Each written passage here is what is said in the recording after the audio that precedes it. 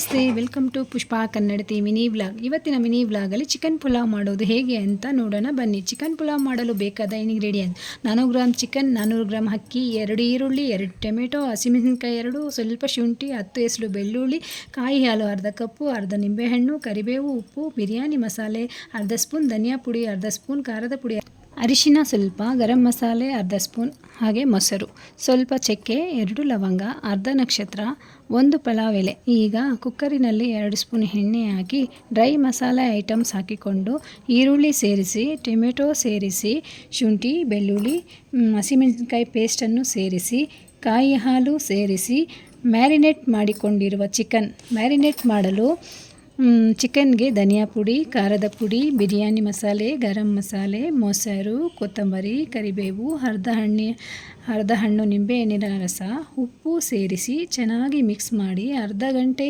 Marinate ಮಾಡಿಟ್ಟುಕೊಂಡಿರುವ ಚಿಕನನ್ನು ಸೇರಿಸಿ ಚೆನ್ನಾಗಿ fry ಮಾಡಿಕೊಂಡು ನೆನೆಸಿದ ಅಕ್ಕಿಯನ್ನು ಸೇರಿಸಿ, ಹಾಗೆ 1.5 ಕಪ್ ಲೋಟ ನೀರು ಸೇರಿಸಿ ರುಚಿಗೆ ತಕ್ಕಷ್ಟು ಉಪ್ಪು ಹಾಕಿ ನಿಂಬೆ ರಸವನ್ನು ಸೇರಿಸಿ ಕುಕ್ಕರ್ ಮುಚ್ಚಳ ಮುಚ್ಚಿ 2 ವಿಸಿಲ್ ಕೂಗಿಸಿಕೊಂಡರೆ ಚಿಕನ್ ಪುಲಾವ್ ರೆಡಿ.